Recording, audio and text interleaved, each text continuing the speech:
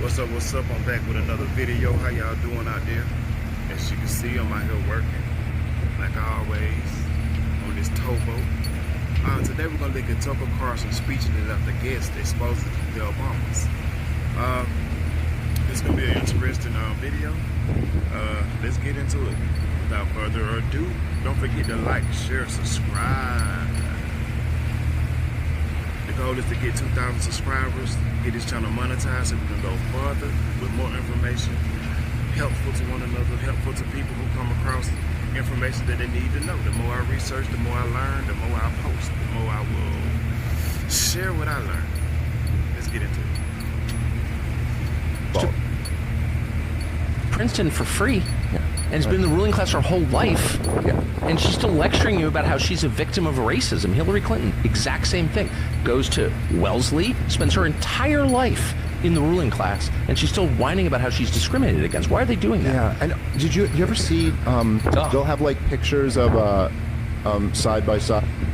In case you ain't know what I want to bring up, they're talking about in this video how people like the Clintons and Obama use racial victimization, and they use the poverty experience to kind of relate to people or use it for their own story, to gain access to votes and favoritism with people. And what they're saying is that how are you going to be rich and living wealthy but still trying to hold on to this card of being impoverished, but at the same time you're not doing anything for the poverty-stricken people. At the same time you're not living near no poverty-stricken area. You're just using their stories to gain, pretty much to gain favor.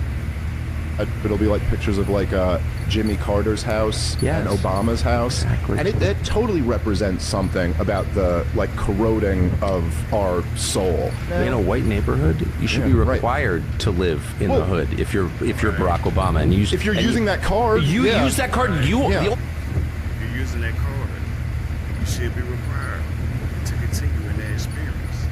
The reason you got elected was because of your race. You spent your entire 8 years inflaming race hate in our country, and then you go to Martha's Vineyard, the whitest zip code in the world. Did y'all hear what he said? Did you hear what he said? Right? The thing about in 07 to 08, everybody who voted for Obama, particularly black, was because it was black. I know myself, I did. I didn't used to vote because I always believed that people, whoever ran for president, they already had set in mind where they're going to put in office. When it come down to it, people voted for Obama because he was black. Now his campaign was top notch. Yes, we did. Yes, we can. Thank you. God bless you. If anybody want to know a master class on how to win a campaign, whether you're running for president, whether you're running for to be a mayor, or whatever you may be, study Barack Obama campaign. He had so many things he brought out, but at the same time, once he got elected, he didn't do nothing for black people. The Affordable Care Act, the Obamacare, when he came out with that, people insurance went up to the roof, right? They tried to pass this in the 90s with the Clintons, but guess what? It didn't work. It was bad. It was, I want to say it was batted down, right? In case y'all don't know what that means, it was stopped by Congress. And because they knew that once that bill was passed, the quality of health care was going to go down, the premiums was going to go up, right? People insurance was going to go up, so they stopped it. So for some reason, when Obama got elected, guess what? All of these things started happening. Insurance went up the roof. The focus was more so on LGBTQ rights and abortions and all these different things, not the real issues at hand on how to get affordable jobs and affordable health care for people of the lower class. It was more so rich people lining their pockets more and more off of the backs of poor people's struggles. But I mean, and to be honest, quite frankly, that ain't right. It never will. World? Not allowed. Yeah. You're not allowed to do that. Dave Smith and Tucker Carlson do not hold back when exposing the way the Obamas and Clintons use the race and victim cards. I forgot. I'm sorry. Shout out to Insightful Report. She's go subscribe to her YouTube. This is her video. This is the video I'm reacting to. Hey, she has a lot of great information on her page. Insightful Report. Shout out to you. Thank you for posting. It's keys to their success. Barack Obama's campaign in 2008, first of all, it was just leaving how you feel about the guy aside, it was an amazing campaign. It was unlike anything that had ever been run before. It was genius. Yes, it was totally brilliant. It was now, of course, it wasn't what they presented it as. Yeah. It wasn't like a grassroots campaign. It was, let's sort of like elect the black guy and get past the race stuff. I loved that. Well, especially because that was his message. That was his message. And let's get past the race stuff. I love that. He goes, then I think essentially what happened, and it was around Obama's re-election campaign, this is where things really went off the rails in this country, was that he got in there and continued and expanded all the worst of the Bush policies. Oh, of course. And so they almost had nothing to run on, and so they decided to pivot to a culture war instead. Many of us still live in fear as we go to the grocery store or worry about our... What you fearful for? What are you fearful for? See, this is what I'm talking about. They trying to say they in fear because they're black and they don't know how the police are going to treat their children, and who's going to be show them less favoritism because of the color of their skin. That might be true in certain cases, but I don't believe it. I personally don't believe it because bro, I know for a fact that the Secret Service are with these people. Once they're president and they're no longer president, that don't mean that they're unprotected by government or some form of Secret Service. Your daughters, your children, yourself was totally surrounded every day by people who are professional protectors. You understand me? So, nah. Dogs. Walking our dogs or allowing our children to get a license. I mean, just imagine. Aren't your girls driving? They're driving. Yeah. But every time they get in a car by themselves, I worry about what assumption is being made by somebody who doesn't know everything about them. The fact that they are good students and polite girls, but maybe they're playing their music a little loud. Maybe somebody sees the back of their head and makes an assumption. I, like so many parents of black kids, have to, that the innocent act of getting a license puts fear in our hearts. Candace Owens made an appearance on Tucker's show and shared her opinion on this. Why? I notice a theme here. There are a lot of extremely rich people who are deeply miserable and desperate to have you believe they're victims. What is that? Yeah, it's great. I mean, LeBron James living in Bel Air. Now listening closely to what Candace Owens says. A lot of people don't agree with Candace Owens. I didn't used to agree with her, but the more I listened to her, the more I put my feelings to the side, my emotions to the side, the more I understood where she was coming from. And the more I understood in certain cases she were miseducated and uneducated in certain areas when it comes to blacks. And she later on, a lot of the statements she made, she later on recanted. But people still hold on to things she said. It's a lot of stuff I said as a human, as a person, period. I ain't even in politics. I said it because it's simply misguidance, uneducation. But once I began to research and began to understand, then I changed my views on a lot of stuff. You shouldn't hold it against someone. Respect someone who took the time to research and come out and say, hey, I was wrong for saying this, but now I understand. You understand what I'm saying? Anyway, like, share, subscribe, comment, reviews, questions.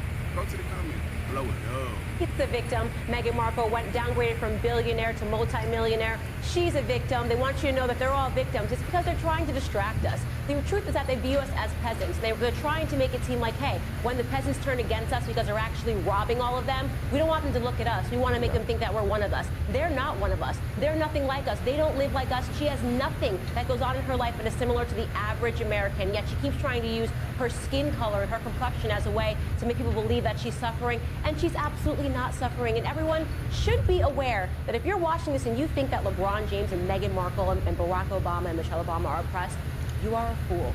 You have been fooled. They are doing just fine. I have to agree with Candace. Anyone I have to agree too. But this is racial victimization, man. Later on this video, we're gonna see how much these people make for just public speaking, catering to people already preconceived notions and ideas. I mean, racial victimization, bro, I said it in the Instagram comment, it's a multi-billion-dollar industry. If they talk in a certain way and pull those certain heartstrings, people are gonna begin to donate and give money and invite them to these places, you know. But when we do it in society, when we speak up for truth, when we speak up against the lies, all of a sudden we're demonized or where our comments or posts are being flagged for false information, or we're called delusional, or we're called a radical extremist. You feel me? Listen, I don't care what these people say. Remember how you were raised to think logically and critically. Remember how you were raised to seek understanding first before you react. You know, a lot of people acting out of emotion these days, and simply because they act out of emotions, right?